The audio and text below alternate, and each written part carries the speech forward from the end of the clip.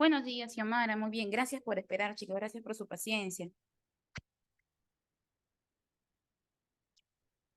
Buenos días, Alessandra. Buenos días con todos. Buenos días, chicos. Ya todos tenemos el material a la mano, ¿verdad? Sí. Un gusto también, Edwin. Perfecto. Entonces vamos a empezar sin más demora, chicos, porque hay bastante que avanzar el día de hoy. Y el tema que nos compete es el tema de semántica, ¿ya? Específicamente todo lo que tiene que ver con el signo lingüístico, características del signo, clases de signo, que está viniendo mucho en San Marcos, qué es un icono, qué es un símbolo, qué es un indicio, ejemplos de ellos. La pregunta pide para relacionar un ejemplo con otro.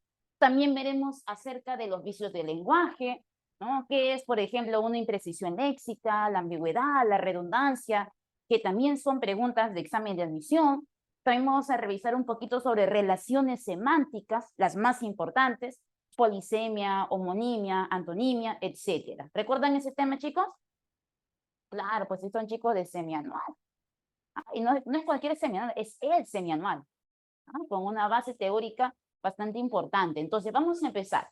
Primero, cuando hablamos de el signo lingüístico, cuando hablamos de disciplinas que estudian al signo lingüístico, estamos hablando de la semántica y de la semiótica. Ambas disciplinas estudian al signo lingüístico. Profe, ¿qué es un signo lingüístico? Un signo lingüístico es todo aquello que representa un objeto o un concepto de la realidad.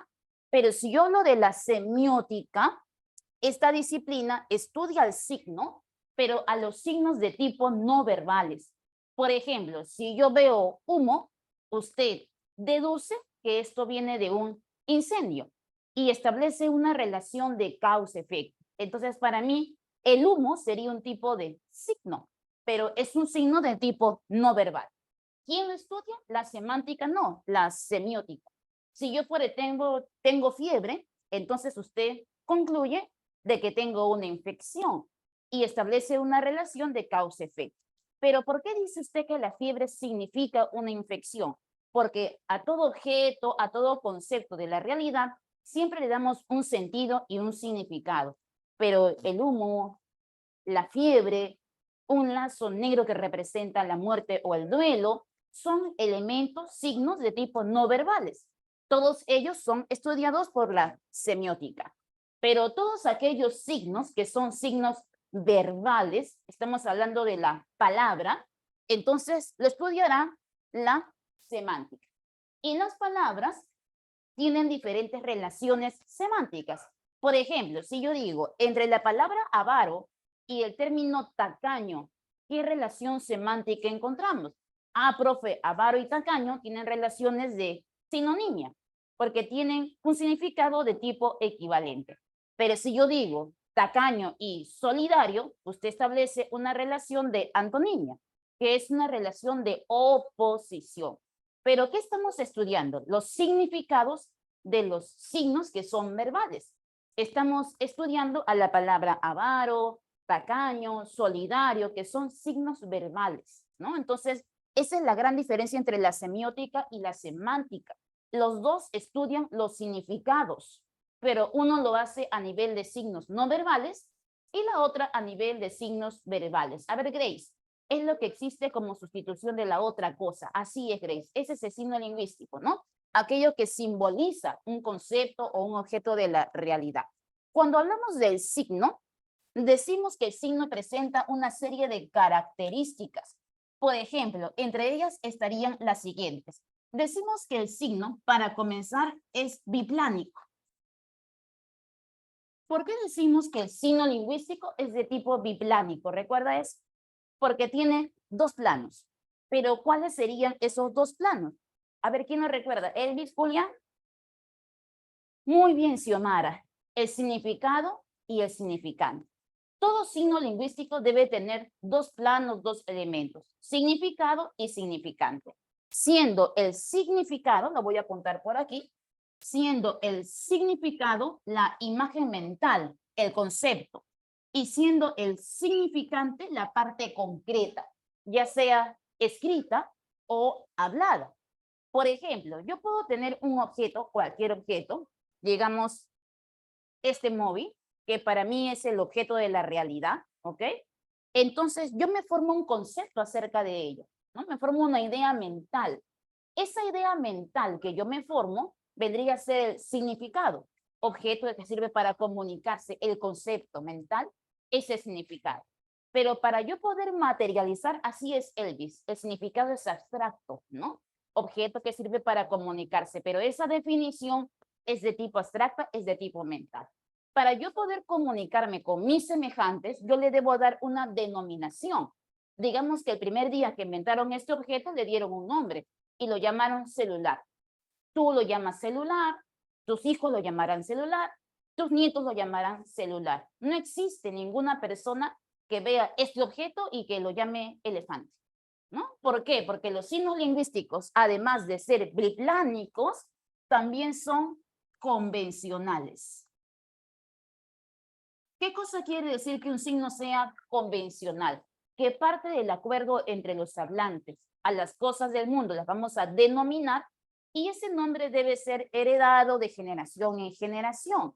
¿Qué pasaría si a ese objeto que se llama celular, tú luego lo llamas elefante, tu hijo lo llama cámara y tu bisnieto lo llama, no sé, computadora? Y cada quien le dé el nombre que quiere a los objetos del mundo. Entonces no habría una correcta comprensión dentro de una comunidad lingüística. Para eso tienen que aceptar todos lo que eso significa. Por eso decimos que todo signo lingüístico también es de tipo convencional. Ojo, es biplánico porque tiene una imagen mental y su significante sería cuando yo materializo ese nombre. Porque si yo tengo el concepto de celular, cuando yo lo materializo en el habla, celular, en sonidos acústicos, o lo escribo en la pizarra con grafías, yo materializo ese significado, deja de estar en la mente-cerebro y pasa a ser parte del habla o de la escritura. Cuando se materializa, se conoce con el nombre de significante. Y hay una relación dicotómica entre esos dos planos, porque un signo lingüístico necesita de los dos para tener un sentido completo. Todo significado requiere de un significante para poder materializarse. Muy bien decía también un lingüista llamado Saussure que el signo lingüístico era como una moneda, donde el significado era la cara y el significante era el sello. Y si yo le quito el sello a una moneda, ¿esta tendría valor? Preguntaba el lingüista. Y la respuesta sería no. Es que una moneda para que tenga valor tiene que tener los dos planos. Igual pasa con el signo lingüístico. No hay signo que no tenga significante y no hay signo que no tenga significado. Hay una interdependencia, así es, hay una interdependencia, ¿no? Entonces es biplánico porque tiene dos planos, significante, significado, es convencional. ¿Por qué convencional?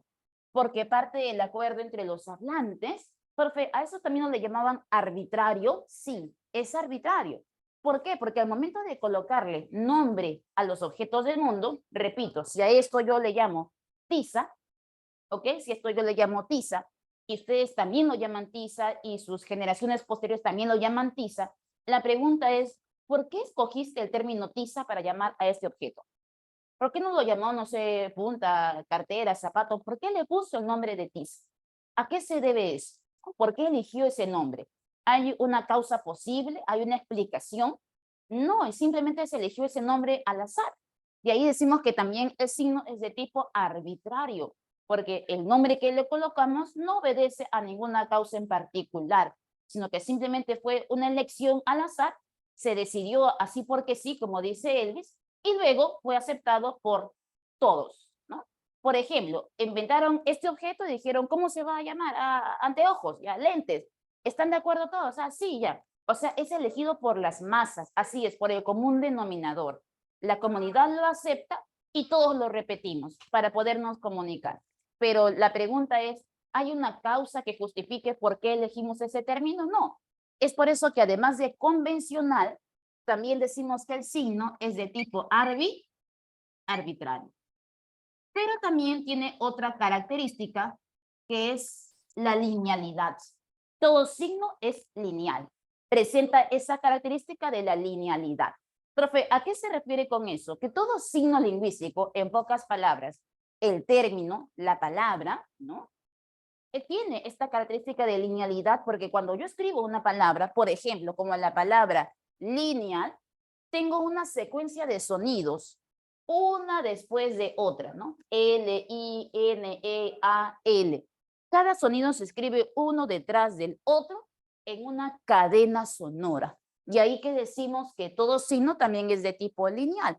Cuando uno escribe una palabra, no aparecen los sonidos o fonemas de manera indistinta por todos lados. Todos aparecen en una cadena sonora de habla. Y ahí que decimos que también el signo es de tipo lineal. Pero también vamos a afirmar que es mutable e inmutable. Con esto cerramos las características del signo. ¿Por qué decimos que el signo es mutable e inmutable a la misma vez? Esto va a depender desde qué perspectiva analizo al signo. Si lo hago a nivel diacrónico o lo hago a nivel sincrónico. ¿Recuerda esos términos? ¿Qué era el cambio sincrónico? La evaluación, ¿no? La evolución sincrónica es aquella donde la lengua se analiza en un presente cercano. Pero el cambio de tipo diacrónico es aquel que se analiza a través del tiempo. Y para eso tienen que pasar, no un año ni dos, tienen que pasar siglos, ¿sí o no? Por ejemplo, como cambios del latín vulgar al castellano. Pero si yo analizo una palabra en mi presente cercano, entonces voy a ver que el significado de esa palabra no cambia, permanece constante en el tiempo. Por ejemplo, yo le llamo a este objeto pizarra. El día de mañana podemos volver a tener clases y le voy a seguir llamando pizarra. La próxima semana vendré y le seguiré llamando pizarra y pueden pasar 10 años y le seguimos llamando pizarra. Es que es un presente cercano. Y en el presente cercano los signos no tienen por qué cambiar de significado brutalmente, ¿no? Pero, ¿qué pasaría si yo analizo un objeto a nivel de evolución diacrónica? Que no pase ni 1, ni 10, ni 20, sino que pasen siglos. Por ejemplo, en la Edad Media, cuando usaban esta palabra, que voy a escribir en la pizarra, por ejemplo, el término villano, cuando se usaba en la Edad Media y te decían, ese villano, villano no era un insulto, sino que era sinónimo de persona que vive en la villa. Era como el sinónimo de campesino, labrador, pero esa era la Edad Media. Ahora, esta no es la Edad Media, es el castellano actual, siglo XXI. Entonces, ¿qué pasa ahora? Cuando alguien te dice, eres un villano, te está diciendo que eres una persona campesina, labradora, ya no, ¿no? Cuando alguien te dice eres un villano, es una villana, ¿a qué se refiere? A que eres una persona malvada, ¿no? Perversa, que le gusta hacer el mal, ¿no? Entonces, mira cómo el significado de la palabra villano ha cambiado de labrador, campesino, hacia persona perversa. Pero ¿cree usted que ese cambio se dio a nivel sincrónico? ¿O tuvieron que pasar muchos siglos o mucho tiempo para que pueda recién cambiar de significado? Entonces, este cambio que se dio a nivel diacrónico. Por eso vamos a resumir que el signo en un nivel sincrónico es inmutable, no cambia, pero a nivel diacrónico podría ser mutable. Podría cambiar de forma, podría cambiar de fonética o podría cambiar incluso hasta de significado. Por ejemplo, como el caso de la palabra villano, ¿ok? Entonces recuerda, el signo es biplánico, presenta dos planos, significado significante, es convencional porque el significado es aceptado por una comunidad, es arbitrario porque al momento de elegir el término para designar al signo no obedece a ninguna causa aparente, sino que lo elegimos y es aceptado por toda la comunidad. Es lineal porque todo signo forma una cadena sonora en el habla y es mutable e inmutable a nivel diacrónico y sincrónico. Cuando hablemos de las clases de signo, vamos a precisar que existen varias clases de signo, pero 3 de ellas son las que se preguntan más en examen de admisión. ¿Cuáles son? El icono, tenemos también el símbolo,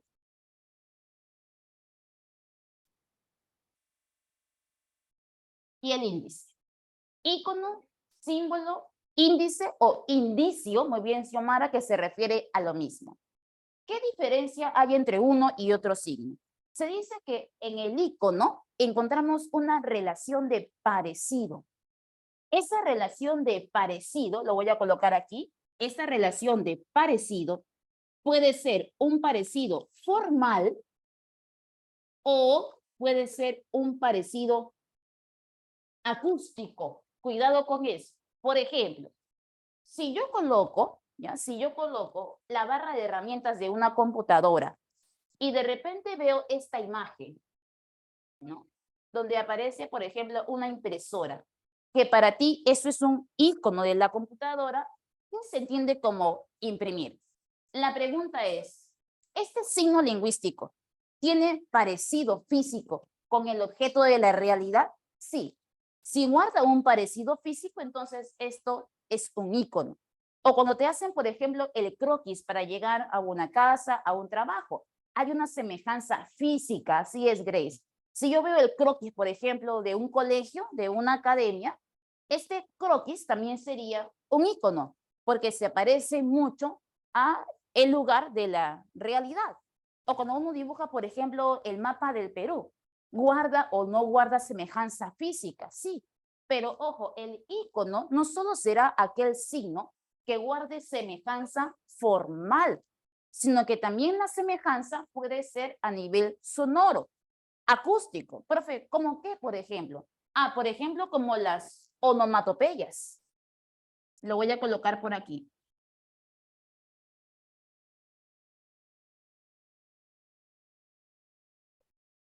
Ejemplos, un mapa con semejanza formal, pero la onomatopeya también sería, por ejemplo, un icono, pero a nivel acústico. Cuando uno lee, por ejemplo, historietas, ¿no? Aparece una parte donde aparece este dibujito y entre signos de exclamación dice boom, ¿no? Pero este boom que está aquí es un icono. Tal vez la palabra boom no se parezca a la expresión, pero el sonido sí. O sea que este boom es un icono, pero a nivel acústico, porque este boom es muy parecido a la explosión que da, por ejemplo, una bomba, ¿no? Entonces, hay parecido. Basta que haya un parecido físico, formal, o parecido acústico, para que ya digamos que es un icono. Por otro lado, tenemos el símbolo.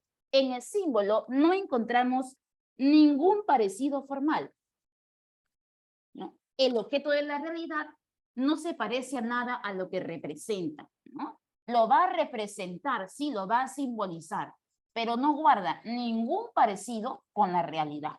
Por ejemplo, yo puedo colocar una paloma blanca, que tú ves paloma blanca y automáticamente dices, profe, la paloma blanca representa la paz. Pero pregunta, ¿en qué se parece una paloma al concepto de la paz? ¿Se parecen formalmente?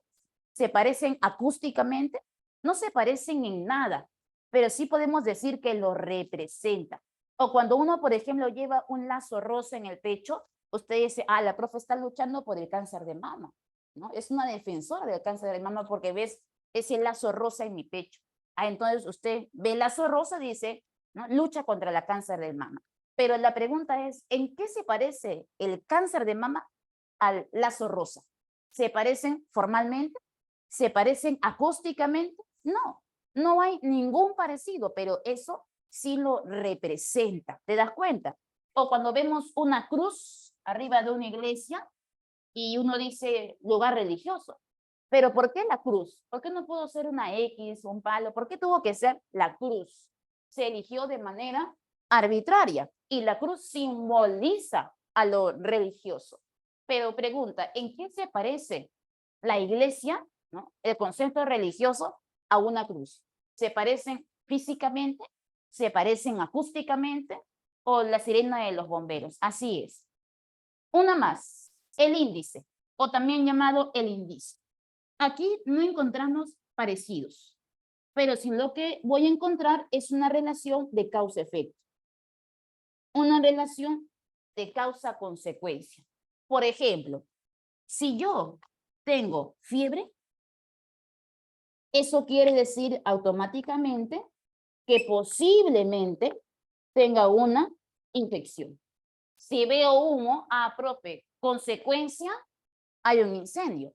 O cuando usted esté en pleno examen de admisión en la colita antes de ingresar y tienen las manos sudadas.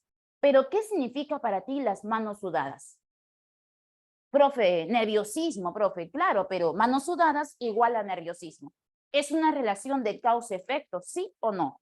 Y cada vez que tengas relación de causa-efecto, entonces es un índice, es un indicio. Te doy 3 ejemplos más. Cuando uno sube a un bus y ve en el primer asiento un sticker de asiento reservado y ves la imagen de una mujer embarazada, de un anciano y de una mujer cargando niños. Pregunta, ¿esta imagen de asiento reservado es icono, es indicio o es símbolo? ¿Qué dice usted? La imagen que está dibujada de esa mujer embarazada, ¿se parece o no se parece a una mujer embarazada de la realidad? Sí hay semejanza formal, entonces es icono. Muy bien, Julia, muy bien, Katherine. Pero, ¿qué pasaría si yo coloco, por ejemplo, un lazo negro en mi pecho y vengo a dictar así?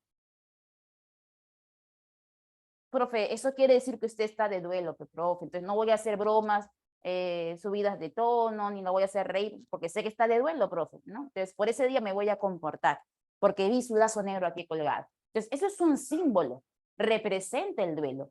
Pero, ¿en qué se parece ese lazo al duelo? No se parecen en nada, pero sí lo representa, es un símbolo, así es, Anita. Pero si yo, por ejemplo, veo en la camisa de mi esposo lápiz labial rojo, en forma de layos, yo veo eso y digo, infidelidad. Automáticamente, lápiz labial en la camisa de mi esposo, consecuencia, me fui infiel.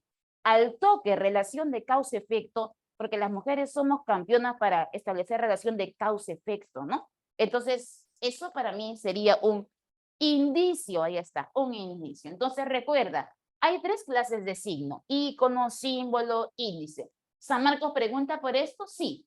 Te lanzo la pregunta de San Marcos. San Marcos colocó una vez 3 oraciones y te pedían relacionar con las clases de signo. En una de ellas decía, el olor de un zorrino. Ícono, indicio o símbolo. El olor de un zorrino. ¿Qué dice usted?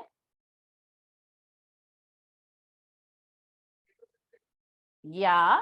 Y si yo digo la palabra zorrino, si yo escribo la palabra zorrino,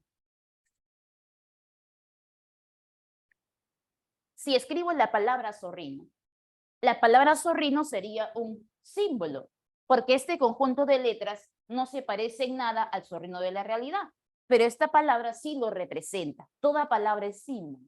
¿Y qué pasaría si yo coloco la fotografía de un zorrino? Esa era la pregunta de examen de admisión. La fotografía de un zorrino. Eso sí es ícono, muy bien, Toribio, eso sí es ícono, porque tiene mucho parecido con el objeto de la realidad. Entonces regreso, el olor de un zorrino realmente era ícono. Yo te dije parecido formal o parecido acústico. No te dije nada de el olor. Pero si usted huele mal y está en la selva y comienza a oler mal, uy, se acerca un zorrino. Relación de causa a efecto. Entonces, el olor del zorrino, ¿qué cosa era? Índice, ahí está. Marcabas tu clave, ingresabas ese año 2018. ¿Fácil o no fácil? Esa es toda la pregunta que San Marcos lanza cuando hace preguntas de signo lingüístico, características, clases. La pregunta no es muy enrevesada, ¿ya? La pregunta es directa. Otra cosa que vamos a revisar es con respecto a los sentidos, connotado, denotado, los vicios del lenguaje. Vamos a avanzar esa partecita. A ver, vamos a borrar esta partecita.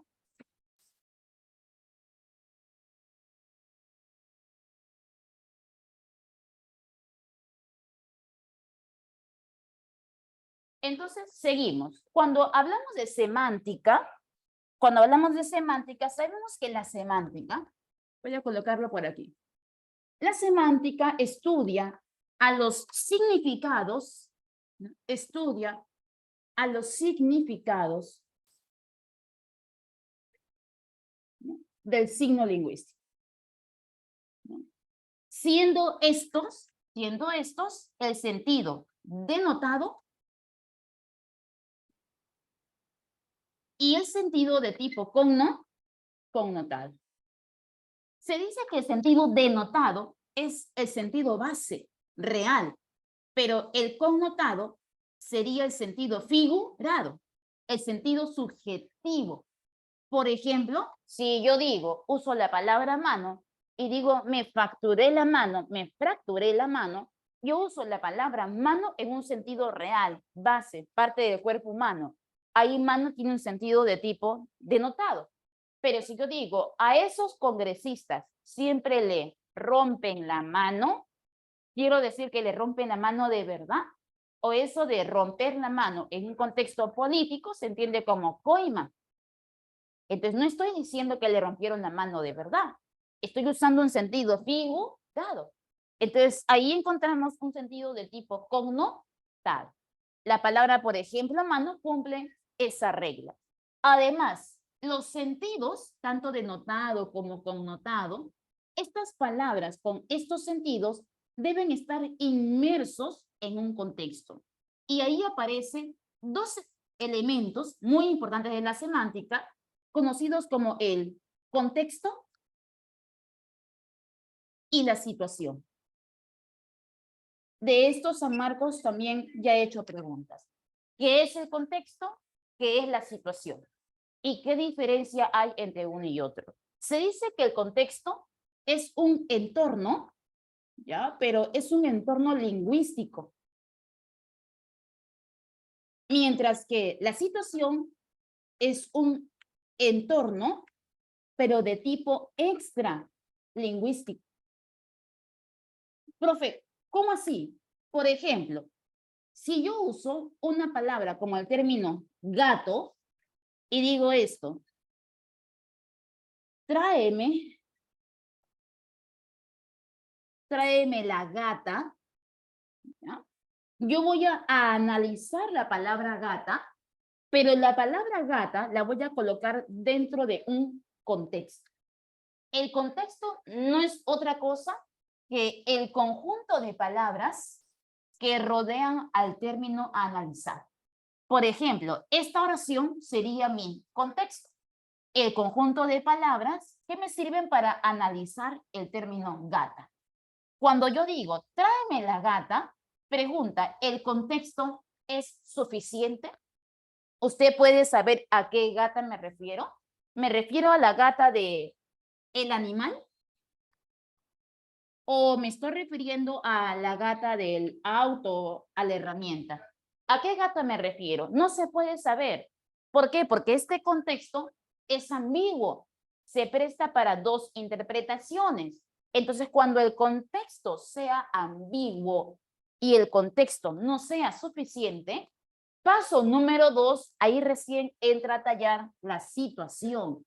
La situación es un entorno extralingüístico. ¿Qué cosa quiere decir eso? Que no es parte de la oración. Usted lo debe completar para disolver la ambigüedad y la oración tenga un mejor sentido. Pero la situación nunca aparece escrita en el examen de admisión. Esa situación la tiene que completar el postulante mentalmente. Por ejemplo, tráeme la gata y aumento esto, tráeme la gata para bañarla y alimentarla. Entonces, esto que aumentaste de tráeme la gata para bañarla y alimentarla, esto que aumenté mentalmente, para mí sería mi situación. Lo que yo completo mentalmente para disolver la ambigüedad y precisar mejor el significado de la palabra gata. Profe, uno más. Por ejemplo, ya ha preguntado San Marcos por el término carrera. Si yo digo, Rosa terminó la carrera, ¿no? Claro, pero si yo digo, tráeme la gata para cambiar la llanta, eso que aumentaste, Elvis, de para cambiar la llanta, es la situación. Pero esto de para cambiar la llanta no está escrito en el examen. Usted lo debe completar mentalmente. Por eso que en el examen dice, elija la oración que precisa de la situación. O sea, que requiere que usted complete mentalmente la situación para que se pueda entender. O sea, si yo digo, por ejemplo, Rosa terminó la carrera. La pregunta es, ¿qué carrera? ¿Rosa es profesional? y terminó su carrera de Derecho. Rosa es una atleta y acaba de terminar su carrera de 100 metros planos. O de repente Rosa es taxista y se recrucea y terminó esa carrera y ahora va a hacer otro taxi. ¿A qué carrera se refiere? ¿Quién es Rosa? ¿A qué se dedica? Si yo simplemente digo Rosa acabó la carrera, el contexto no me está ayudando. Esa oración requiere de qué cosa? Requiere de situación, de que usted complete mentalmente. Rosa acabó la carrera y se graduó en Derecho Constitucional. Entonces Rosa era una abogada y se refería a la carrera profesional. Rosa acabó la carrera de 100 metros planos y obtuvo la medalla de oro. Porque se refería a esa carrera de atletismo. Entonces, vamos a decir que el contexto viene a ser la oración que yo uso para precisar el significado de una palabra. Muchas veces el contexto es suficiente, pero si fuera ambiguo, ahí recién entra a tallar la situación que usted debe precisar para que la palabra pueda tener un mejor sentido, un mejor entendimiento. Entonces, no olvide que ese contexto, que es la situación, porque San Marcos también lo pregunta. Otra cosa que debes tomar en cuenta son los vicios del significado. Los vicios del significado. ¿Quiénes son ellos? Vamos a nombrarlos. Ambigüedad. ¿Qué cosa es la ambigüedad? El doble sentido. La mala interpretación de las cosas. A ver, Hilary, ¿cómo sabemos cuál es la respuesta si tenemos todas las situaciones posibles? Pero basta que tengas más de una situación posible para que ya sea tu clave. La pregunta va a ser, elija usted la oración que requiere de precisar situación. Puede ser una situación, pueden ser varias, ¿no? Basta que al menos precises una para que ya sepas que esa oración requiere de precisar situación, pudiendo ser una o pudiendo ser varias. Pero te vas a dar cuenta cuando la oración es ambigua. Ahí recién usted dice, no, aquí le falta situación.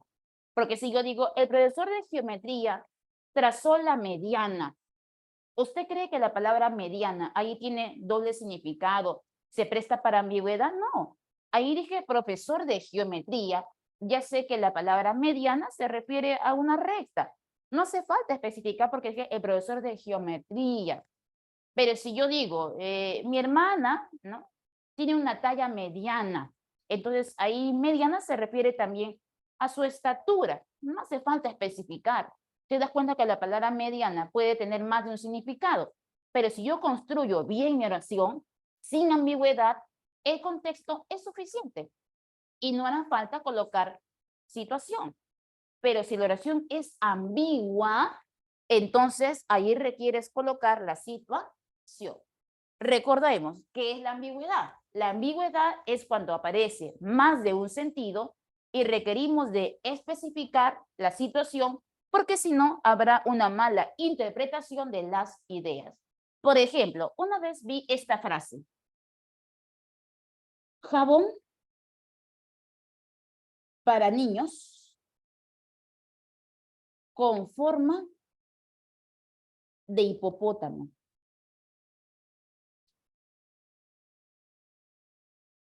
¿Bien construida o mal construida? Y no es chiste, lo vi en el jabón de mi hija. Jabón para niños con forma de hipopótamo. Y la pregunta es, ¿quién tiene forma de hipopótamo? ¿El jabón o el niño? ¿No? Es para niños gorditos. Entonces, ¿cuál debe ser la construcción adecuada? Es un jabón con forma de hipopótamo para niños. Ahí recién la oración está bien construida. Pero si usted me coloca esto, yo sé que aquí hay ambigüedad. O se vende vestidos de novia de segunda mano. Novia de segunda mano. Pero ¿quién ha sido usado más de una vez? ¿El vestido o la novia? Entonces hay que tomar en cuenta que los enunciados deben estar siempre bien construidos.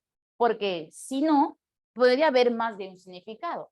Claro, o cuando digo Elvis, el perro de Juan. No sé si me refiero a su cachorro o que él es un perro, ¿no? Entonces, todas esas ambigüedades constituyen vicios de significado y hay que evitarlos. El otro también sería, por ejemplo, el caso de la redundancia. ¿Qué cosa es la redundancia? Cuando yo repito de manera innecesaria un concepto. Y esa repetición me genera un vicio de significado que hay que evitar. Por ejemplo, cuando yo digo, sal afuera. Pero ¿dónde más va a salir si no es afuera? O entra adentro. Simplemente decir, entra. O decir, ella es muy inteligentísima. Pero si dijiste inteligentísima y ya colocaste ísimo, eso ya tiene grado máximo. ¿Para qué colocar muy encima? Decir muy inteligentísima ya es redundante.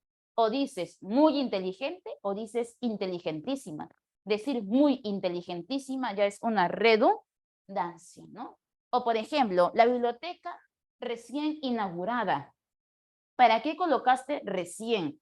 Si es inaugurada, se supone que es nueva. Colocar el adjetivo recién está de más. Claro, Ariel, o lo vi con mis propios ojos. Si no son tuyos, ¿de quién más van a ser? Entonces, ahí aparece la redundancia y hay que evitar eso, ¿no? También hay que evitar la imprecisión léxica. La imprecisión léxica. ¿A qué me refiero con la imprecisión léxica? Atento que esto va a aparecer en tu quiz. Como dice su nombre, imprecisión. Solemos usar muchas veces palabras que se llaman palabras comodines, palabras baúl, y las usamos por la falta de léxico, ¿no? Para poder nombrar a todas las cosas que no recuerdo su nombre. Por ejemplo, la palabra más usada comodín es el término cosa. Y para todo usamos la palabra cosa. Por ejemplo, cuando digo, no puedo ir a pasear contigo porque tengo cosas que hacer. Pero no son cosas, son quehaceres. Hay que darle un término más preciso, que ahí que se llama imprecisión léxica. O cuando digo, voy a echarle mantequilla a mi pan. No es echarle mantequilla, es untar la mantequilla. Siempre hay un término más preciso para usar. O cuando digo, por ejemplo, siento cosas por ella, profe. No son cosas, son sentimientos. Profe, cuando veo sangre, me da cosas. Cosas no, asco, repugnancias, mareos, ¿no? O cuando decimos, por ejemplo, cuando veo una película de terror, me da cosas. No es cosa, es miedo, es terror. ¿Te das cuenta que para todo usamos la palabra cosa, cosa, cosa, cosa de manera comodina? Y hay que evitar eso. Tenemos que especificar el término más exacto para su contexto. Los verbos, por ejemplo, como poner, haber, hacer, dar, son verbos comodines. Profe, voy a poner mi dinero en mi banco. No es poner dinero, es depositar el dinero, ¿no? Profe, hicieron una ley. Las leyes no se hacen, se promulgan. ¿Se dan cuenta que siempre hay un término más preciso para el contexto? Y usar el término hacer, poner, dar, son palabras muy genéricas, muy comodines, y usted como todo joven académico tiene que cambiarla por una más precisa para el contexto, y eso denota que usted maneja el dialecto estándar, ¿no? Entonces, eso es imprecisión léxica y hay que evitarles un vicio del lenguaje. Además, también encontramos errores, por ejemplo, como ambigüedad, redundancia, imprecisión, ¿no? Y también encontramos la impropiedad. La impropiedad léxica. ¿En qué consiste la impropiedad léxica? Usamos impropiedad léxica cuando aparece un fenómeno conocido, por ejemplo, como la paronimia. ¿Recuerda usted qué cosa era la paronimia? Es un par de palabras que tienen significado no igual, pero sí parecido. Por ejemplo, claro, usar palabras parecidas. Por ejemplo, como latente, patente, ¿no? Veraz, voraz. Entonces, hay que ver que cuando hay paronimia, cuando yo tengo palabras parecidas, ¿qué hace el hablante? Elige una palabra de estas para usarla en un contexto que no le correspondía y al final le da una idea que no deseaba. Por ejemplo, cuando digo lo siguiente, profe, mi novia, ¿no? Siempre es veraz. está bien, porque ella siempre dice la verdad, por eso que es veraz. Pero la palabra veraz se confunde mucho con la palabra voraz. ¿Qué pasaría si usted está dando un discurso para su novia porque acaba de ingresar a San Marcos y dice, yo respeto mucho a mi novia y la quiero demasiado porque ella siempre es voraz conmigo? Y te equivocaste, ¿no? Porque en vez de decir veraz, porque ella siempre es sincera, siempre dice la verdad, terminó diciendo delante de toda su familia que usted la quiere mucho porque ella siempre con usted es voraz.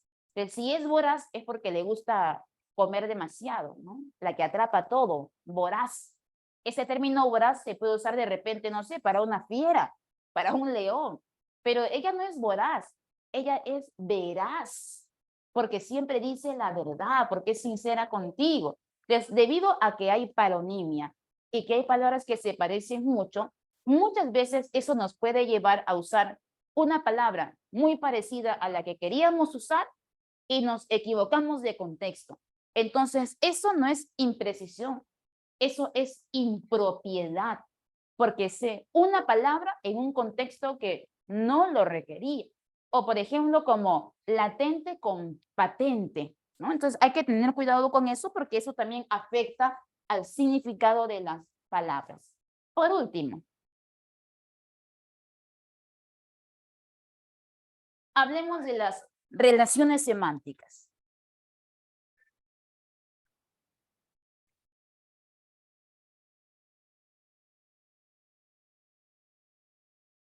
¿Ya? Las palabras pueden establecer diferentes relaciones semánticas. Entre ellas tenemos, por ejemplo, escribamos las más importantes, la relación de sinonimia. La relación de sinonimia establece una relación de equivalencia, ¿no? De equivalencia entre sus significados. Por ejemplo, lo coloqué hace un ratito, cuando decimos, por ejemplo, tacaño, ¿no? Con avaro. Ambos significan persona mezquina, que no le gusta compartir lo que tiene. Hay una relación de sinonimia, cicatero, roñoso, ¿no? Manicorto, significado de equivalencia. Tal vez no sea igualdad, pero sí son términos equivalentes. Lo contrario sería una relación de antonimia, donde la antonimia se define como una relación de oposición. Una relación de oposición. Pero ojo, hay clases y clases de antonimia, ¿sí o no? Por ejemplo, te voy a colocar ejemplos y usted me dice qué clase de antónimo será. Si yo digo, por ejemplo, casos como estos. Útil. Su antónimo sería inútil. Anda pensando, ¿ah? Útil, inútil. Luego voy a colocar esto de aquí. Soltero, casado. Siguiente antónimo. Mañana, noche. Doctor, paciente. Listo, ahora sí, indícame, por favor, qué tipo de antónimos acaba de usar. Veamos el primero, útil, inútil. ¿Cómo se llama este tipo de antonimia? Muy bien, María, gramatical. La primera es gramatical. ¿A quién se le llama antónimos gramaticales? Aquellos que establecen su relación de oposición a través de los prefijos. Pero el resto de los casos que no usan prefijos serían antonimias de tipo lexicales. Todas las demás son lexicales. Pero existen clases de lexicales. Por ejemplo, si yo digo soltero casado, ¿qué tipo de antonimia sería? Muy bien, Xiomara. Es de tipo complementaria. Complementaria.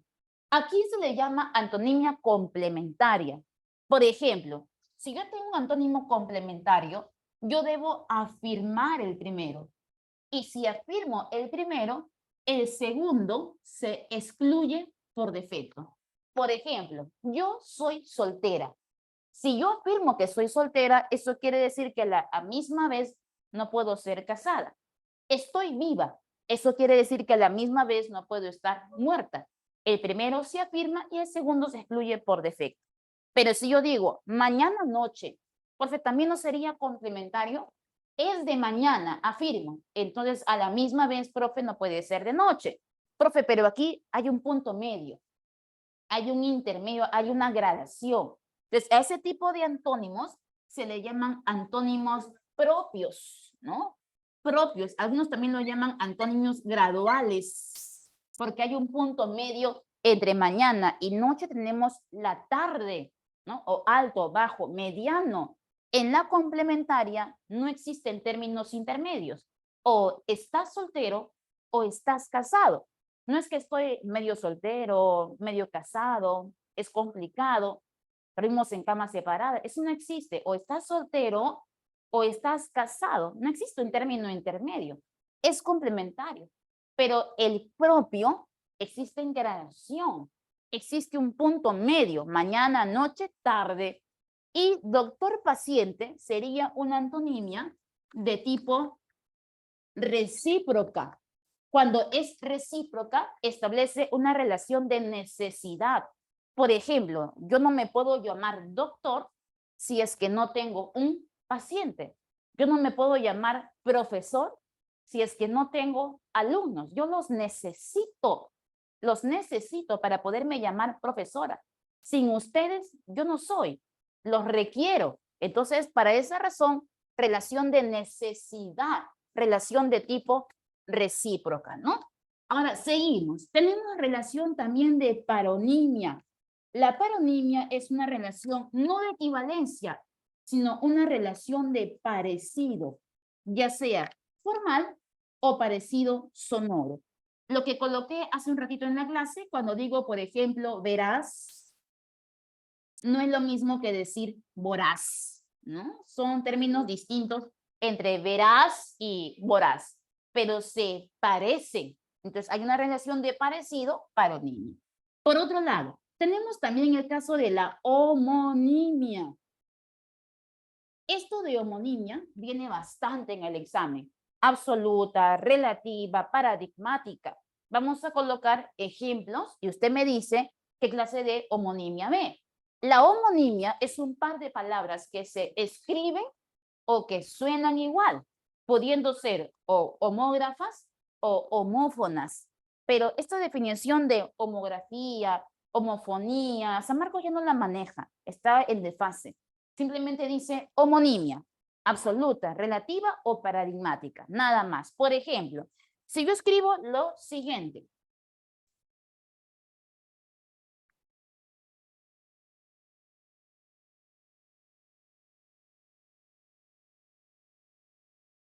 El vino con un vino. Anda pensando, ¿ah? El vino con un vino. La siguiente va a decir así. La llama se quemó con la llama.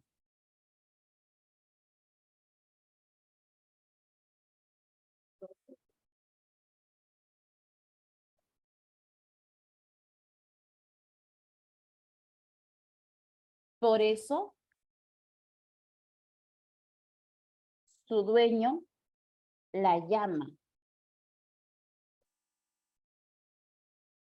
Anda pensando, ¿ah? Y por último, yo sabía su nombre y ella sabía mi secreto. Sabía, sabía. Anda pensando lo que vas a responder. Primero, si yo digo, el vino con un vino, tengo un par de palabras, ¿verdad? Que se escriben igual, son homónimos, pero la primera es verbo y la segunda es sustantivo. Y como tienen diferente categoría gramatical, es una homonimia, pero sí una homonimia de tipo parcial o relativa, porque sus categorías gramaticales son diferentes. Verbo sustantivo. Pero si yo digo, la llama Se quemó con la llama. Llama del animal, sustantivo. Se quemó con la llama del fuego, sustantivo. Misma categoría gramatical. Aquí encuentro una homonimia de tipo absoluta, porque tienen la misma categoría gramatical. Sustantivo, sustantivo, verbo, verbo, adjetivo, adjetivo. Pero en la siguiente dice, se quemó con la llama, por eso su dueño la llama. Y si yo tengo sustantivo con verbo, entonces la segunda sería una homonimia de tipo parcial. ¿Y qué pasa con la última? Yo sabía su nombre y ella sabía mi secreto. Si bien es cierto, ambos son verbos y tienen la misma categoría gramatical, esto no es homonimia absoluta, sino que es una homonimia que se conoce con el nombre de homonimia paradigmática. ¿Por qué se llama homonimia paradigmática? Porque se da solo de verbo a verbo, no entre otras categorías, solo de verbo a verbo. Pero los significados de los verbos deben ser idénticos. Verbo saber, verbo saber.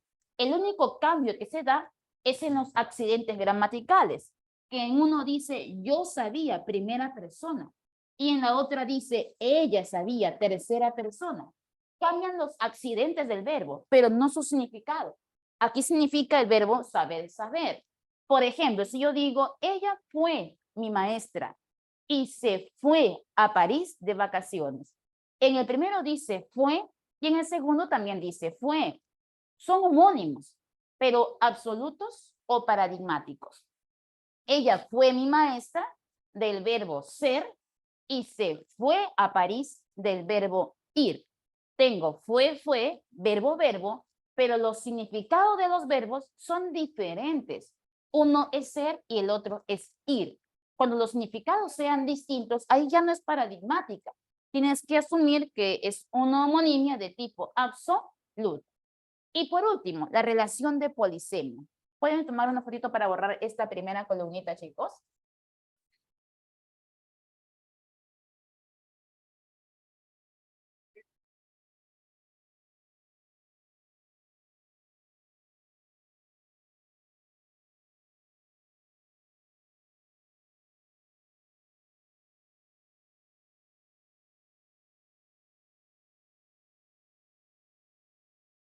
¿Sí? ¿Ahora sí?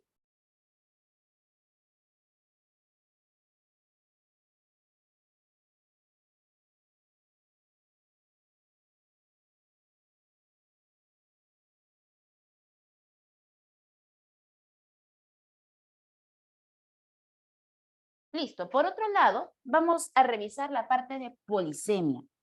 ¿Cómo reconocer a la polisemia? Por ejemplo, si yo tengo un caso de polisemia, se llama polisemia porque aparece una palabra que presenta varios significados, pero esos significados deben guardar características, rasgos en común. Por ejemplo, si yo tengo una palabra como el término, vamos a ver, copa, ¿ya? El término copa, yo me puedo referir a la copa de un árbol, así también como puedo referir a la copa de un sombrero, ¿no? Hasta ahí yo no puedo decir que es polisemia. Todavía no puedo afirmar que es polisemia. Es una palabra con más de un significado, pero hasta ahí puede ser homonimia. Hasta que no encuentres el parecido entre sus significados, no es polisemia. Pregunta, ¿en qué se parece la copa del árbol a la copa del sombrero? Ah, profe, se parecen los dos, significado 1, significado 2. Su significado se parece, ¿no? Su rasgo en común sería que ambos se encuentran en la parte superior. Profe, se parecen en la posición. La copa del árbol está arriba y la copa del sombrero también está en la parte superior. Basta que se parezcan en un rasgo para que recién asumas que copa sí es una palabra polisémica. Se parecen en forma, pero ojo, la polisemia no solo se da en la forma, también hay polisemia por función, polisemia por proceso, etcétera. Por ejemplo, si yo tengo la palabra hoja, así es Joycer, la hoja de una planta y la hoja de un papel. ¿En qué se parecen? Profe, en que ambos son planos, ambos tienen una cara, tienen un revés, tienen filo, tienen más de un rasgo. Basta que encuentres uno para que ya digas es polisemia. O cuando digo, por ejemplo, el lomo de un libro y el lomo de un animal. ¿En qué se parecen? Profe, en que ambos se usan para la protección. El lomo protege al libro y el lomo protege al animal del medio ambiente. La columna de un ser humano y la columna de una casa. ¿En qué se parecen? Profe, en que ambos sirven para soporte. Entonces, basta que encuentre usted un parecido entre sus significados para que ella sea una polisemia. Pero si yo veo, por ejemplo, vino con vino, ¿en qué se parece el verbo venir a la bebida alcohólica? ¿Guardan algún parecido sus significados? Ninguno. Entonces, si no hay parecido, descarto la polisemia y clasifico como homonimia. O también puede ser una polisemia por proceso, como preguntó San Marcos una vez para la palabra operación. Puede ser una operación matemática, una operación quirúrgica, una operación policial.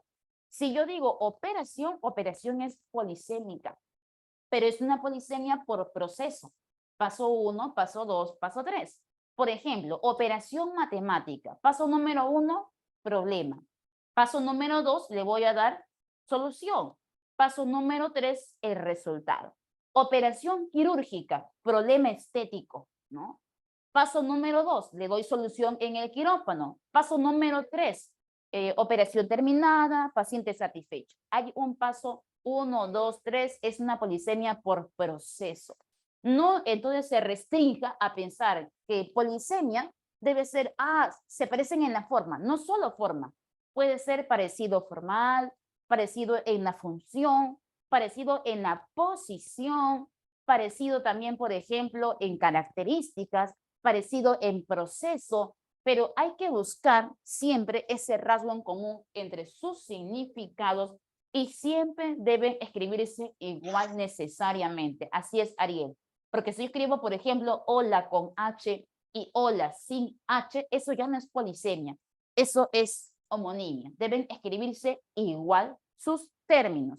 Por otro lado, relaciones de inclusión.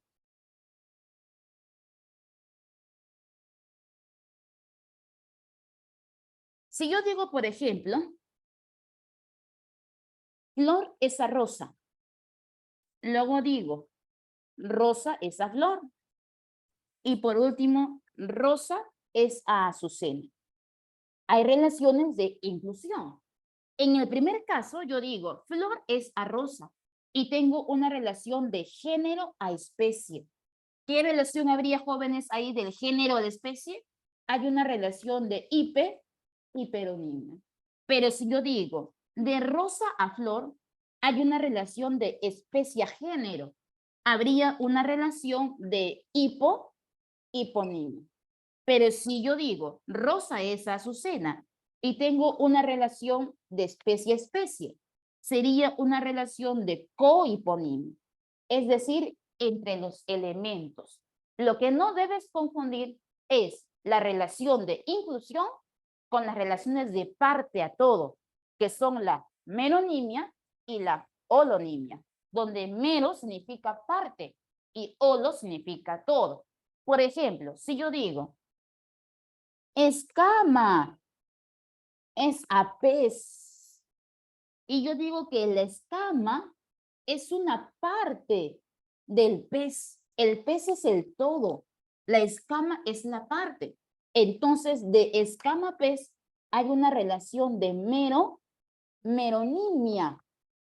Pero si yo lo hubiera colocado al revés y digo pez es a escama y yo sé que pez es mi todo, habría una relación de holonimia, donde holo significa del todo a la parte, ¿no? Claro, como uña, dedo, ¿no? Uña es una parte del dedo, merónimo. Pero si yo digo dedo es a uña, del todo a la parte, habría una relación de holonimia. Pero si yo digo pez es a atún, ¿eso es relación de parte a todo? ¿El pez es el todo y el atún es una parte del pez? ¿O es una clase de pez? Entonces, ahí ya no hay meronimia, ahí hay hiper, muy bien, porque es una relación de inclusión. No es parte a todo, es relación de inclusión del género, la especie al género. Entonces, pasamos a la práctica. ¿Están listos?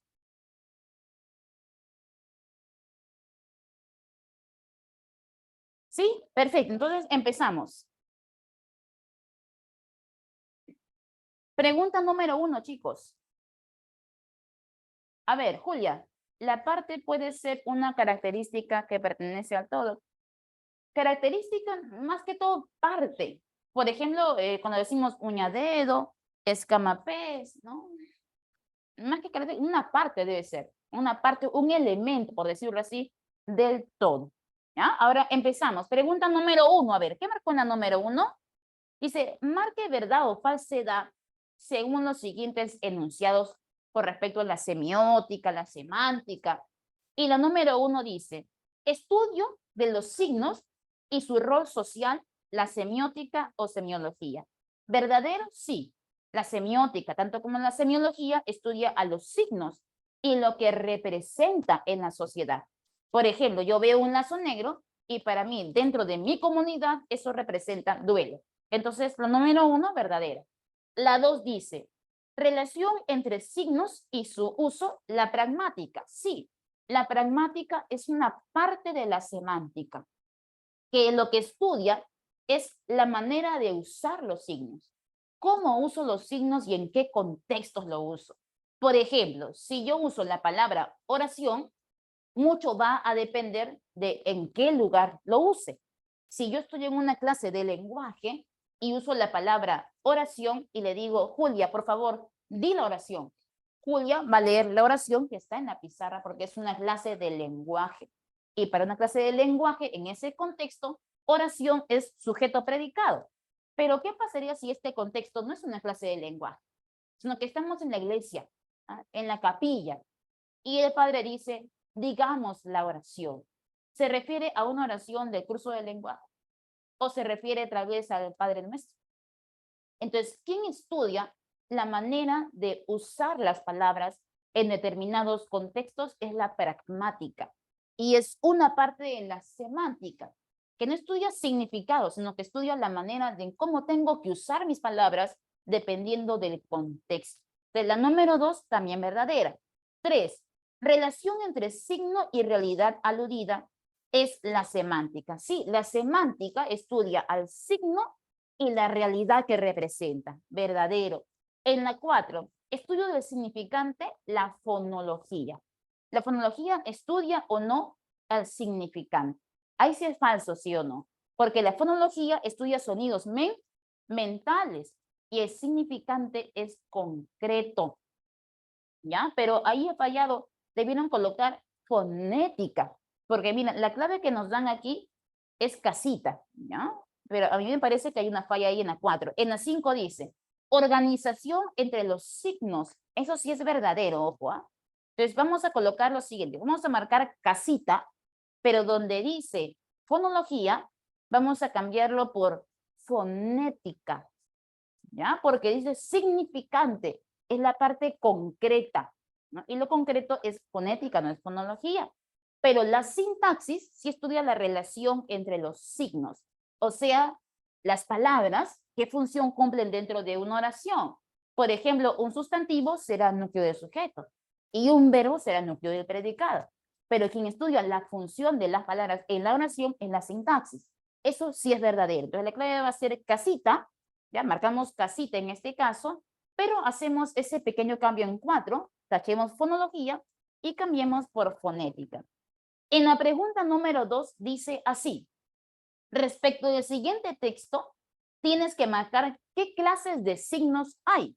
Si es icono, si es símbolo, si es indicio. Por ejemplo, dice así, la dispersión de las cenizas volcánicas era mayor a la proyección inicial. Pero si yo voy caminando por ahí cerca de un volcán y veo cenizas, yo digo, ah, hubo una erupción. Y usted hace una relación de causa a efecto. La ceniza es un indicio, muy bien, Grace. La siguiente dice, que mostró el holograma ¿no? Pero lo que muestra un holograma, ¿no? Es que es como una imagen, ¿no? Una fotografía. El holograma sería para mí muy parecido a la realidad, ¿no? Los hologramas son una copia de la realidad. Entonces sería un icono, ¿no? Por lo que se colocaron carteles de alerta para las personas. Por ejemplo, colocan una banderita roja para que usted sepa que no puede pasar por ese lugar. Pero pregunta, ¿en qué se parece la bandera roja al sinónimo de peligro? No se parecen en nada, pero sí representan una zona de peligro. Entonces la clave tenía que ser dadítono, porque el cartel en rojo simboliza la alerta, sería un símbolo, entonces la clave tenía que ser dada, ¿no? Dadito. Pregunta número 3, a ver, dice, complete el enunciado. Si antiguamente villano significaba hombre de la villa y hoy quiere decir malvado o malhechor, se ejemplifica la A de él en el signo lingüístico. O sea, el cambio que marcaste, casita, muy bien. Ejemplifica la mutabilidad del significado del signo lingüístico. Mutable, joven, y a nivel sincrónico o diacrónico. Diacrónico, sí o no. Tuvo que pasar mucho tiempo. Pregunta número 4. En la 4 dice, la lingüística cuenta con una serie de ciencias auxiliares como la semántica, la cual es responsable del estudio del significado y de sus variaciones. En atención a este concepto, señale la alternativa en la que se presenta enunciado correcto respecto de la semántica. Y mira, la clave que nos dan es casita. Mira lo que dice, la semántica, su unidad de referencia es el sema, rasgo mínimo caracterizador. Sí, es que toda disciplina lingüística tiene su unidad mínima de estudio. La morfología tendría como unidad al morfema, la fonología al fonema y la semántica, su unidad mínima de estudio es el sema. Profe, ¿qué es el sema? El sema es un rasgo diferenciador. Si yo digo, por ejemplo, tengo por aquí un objeto como una silla y al otro lado tengo un mueble, los dos sirven para sentarse, ¿no? Los dos tienen espaldar, pero debe haber un rasgo que los diferencie a uno de otros. Profe, la silla no tiene brazos y el mueble sí. Eso de los brazos sería para ti un sema, aquel rasgo que me permite diferenciar a un objeto del otro, porque si yo no encuentro sema, todas las cosas del mundo tendrían el mismo significado. Por ejemplo, un hombre y una mujer, los dos respiran, los dos tienen sistema respiratorio, digestivo, ¿no? Excretor, pero deben diferenciarse en algo, porque hombres y mujeres no son iguales. Profe, no se parecen en el aparato reproductor. Entonces, basta que encuentres un rasgo para que ese sema me permita diferenciar un concepto de otro. Y ese sema es la unidad mínima de estudio de la semántica. Entonces, la clave tenía que ser casita. Pregunta 5. Dice, considerando que los signos que no guardan una relación de semejanza física ni de contiguidad con la realidad representada se denominan símbolos, señale la alternativa que no corresponde a esta clasificación. O sea, el que no es símbolo. La clave tenía que ser barco. Barco. Mira lo que dice, una maqueta de un proyecto de edificio. Ah, claro, pero la maqueta se parece a la realidad. Y como hay parecido, es un icono. Y la pregunta decía el que no es símbolo. Entonces, si no es símbolo, es icono porque guarda parecido. Entonces la clave tenía que ser barquito. Cuidado con eso, hija. Decía el que no corresponde. Leer bien la pregunta. La definición era por el símbolo, pero la pregunta decía el que no es símbolo. Tómate tu tiempo para leer. A veces por leer así a la apurada, al ojo, profe, es la A, profe, ¿no? Sacamos al ojo, profe. Pero lee bien la pregunta, por eso la pregunta es tramposa. No vaya a pasar que marque mal una clave y de regreso del examen de admisión a casa vea, uy, pucha, decía el que no corresponde, pi, ya perdiste 20 puntos. Ya fue. Entonces hay que leer bien. Pregunta 6, a ver. Dice, considerando que los iconos son signos característicos por su semejanza, ¿no? Por su semejanza, entonces identifique los ejemplos que sí son iconos, que sí guardan relación de semejanza. Y mira, la clave que nos dan es casita. Muy bien, María, la número 1. El video de una boda. Claro, el video de una boda se parece mucho a lo que pasó en la realidad. Hay semejanza. La número 3, la estatua del pensador. Pero una estatua se parece mucho a la persona en la realidad. Y en la 4, la definición, una caricatura de Loreja Flores. Claro, pero la caricatura también se parece a la persona de la realidad. Pero la clave tenía que ser casita. Pregunta 7, jóvenes. Relaciones semánticas. Mira lo que dice aquí. Te dan 5 oraciones y hay que relacionar con cada relación semántica. En la primera dice, hacia la lejana Asia partió Marco Polo. Asia. Con H y sin H. ¿Qué relación semántica hay entre Asia de una preposición y Asia de un sustantivo? ¿Realmente es una paronimia? ¿O suenan igual? Mira, Asia. ¿Suenan parecido o suenan igual? Igual, ¿no? Tal vez no se escriban igual, pero suenan igual. Y recuerda que la homonimia es escritura o sonido igual. Entonces, esa es una homonimia. ¿Qué homonimia? De tipo parcial, porque una es preposición y la otra es sustantivo. Sigamos buscando. Para bien o para mal, no lo sé, él ya se fue. Bien y mal, significados opuestos. ¿Qué hay ahí? Bien, mal. Antonimia, ¿no? ¿Y de qué tipo? Antonimia de tipo complementaria. O estamos bien o estamos mal. No hay medio bien, medio mal, ¿no? No hay término intermedio. Siga buscando. Corrió la hoja de la mampara para que no entrasen las hojas secas, ¿no? Y tengo hoja con hoja. Pero ¿en qué se parece la hoja de una luna a la hoja de una planta? Profe, se parecen en que son delgados, en que tienen cara, revés, guardan características en común. Es una polisemia. Muy bien, Catherine, María, muy bien. Es una polisemia.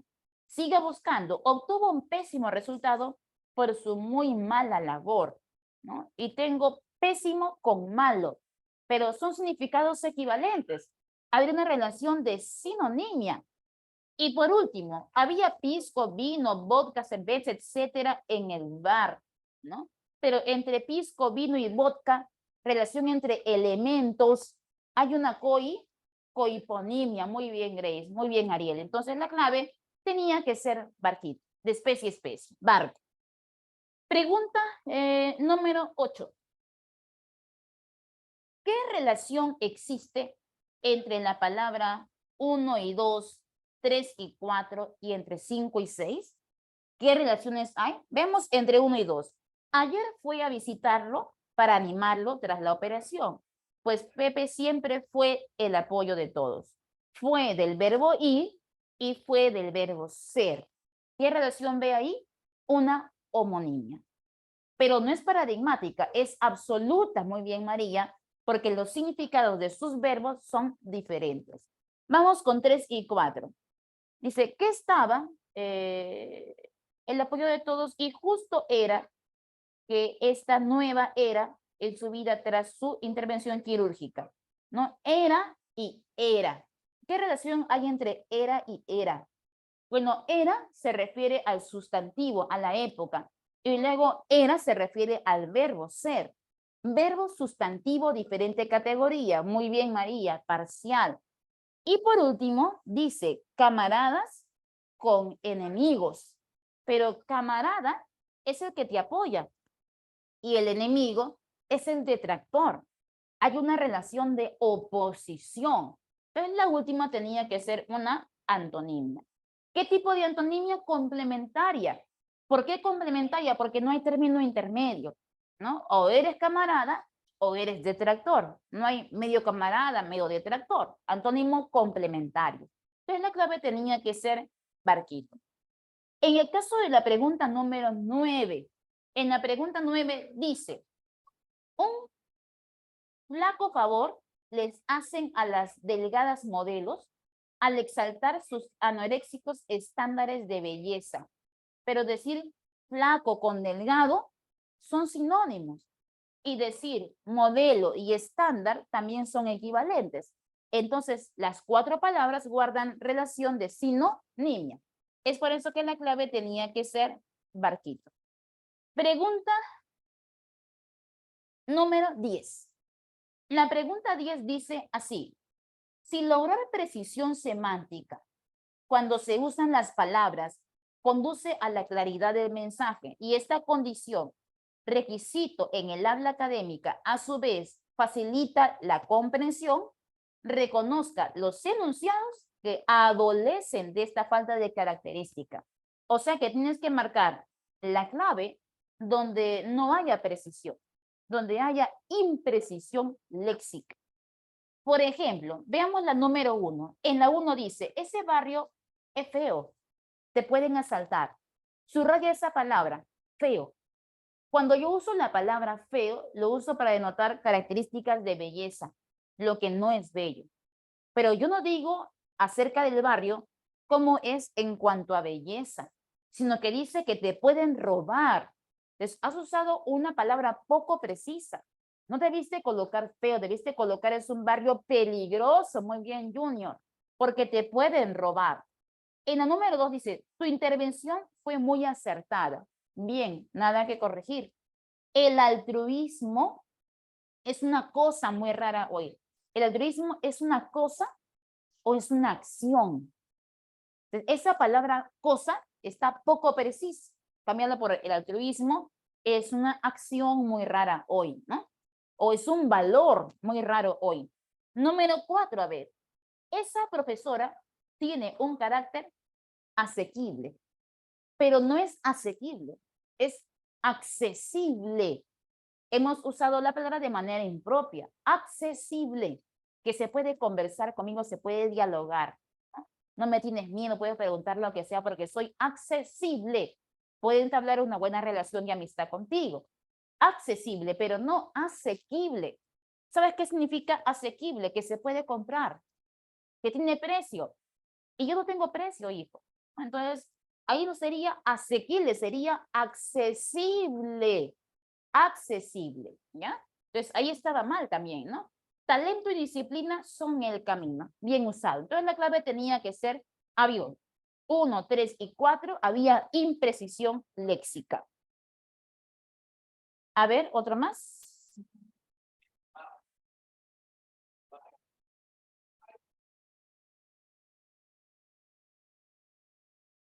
Veamos la pregunta 11.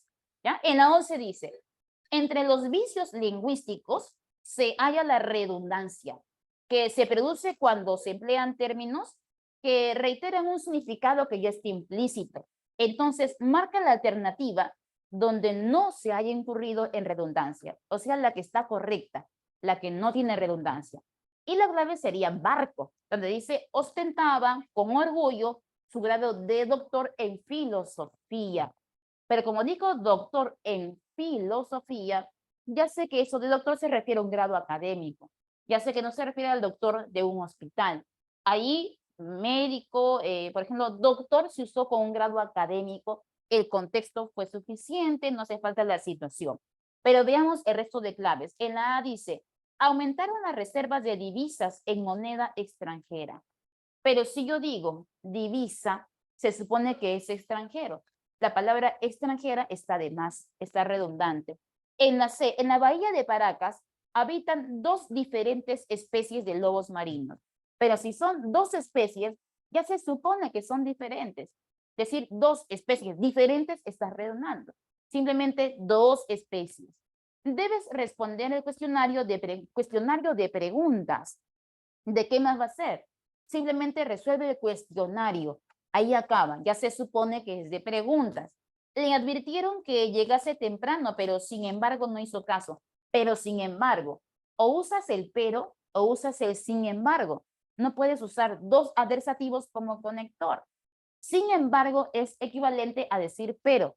Es como si dijeras pero. No puedes colocar doble pero, ¿no? Entonces, ahí también hay redundancia. O colocas pero o colocas sin embargo. Entonces, la que estaba bien usada era la letra B. Y pregunta número 12. Para que pueda dejarlo con su quiz. Pregunta 12. Dice, ¿qué tipo de relación léxica encontramos en las palabras subrayadas Y dice, culminada la operación, los cirujanos informaron que había sido un éxito. Gracias a esa operación, pude obtener mi primer $1.000.000. Y resulta la operación, según indicó el profesor, determinaron la mediana, debe ser mediana del ángulo. Pero la palabra operación quirúrgica, operación matemática, operación bancaria, todas se parecen porque guardan una relación entre sus características. Es una polisemia, así es, Stephanie, casita, así al ojo. Y una más. En la pregunta 13 dice, en los enunciados, más que de aptitud, el suyo es un problema de actitud. Ahí sí no hay igualdad, hay parecido. Actitud, aptitud, parecido. Hay una paronimia. Y luego dice témpera, plumones, crayolas, todas pertenecen al mismo campo semántico, relación entre las especies. La clave tenía que ser barquito. ¿Ya? Dictamos las que sobran. En 14 era casa, en 15 era dado, en 16 dado, en 17 barco y para culminar 18 dado. Listo, chicos, nos quedamos aquí por el día de hoy.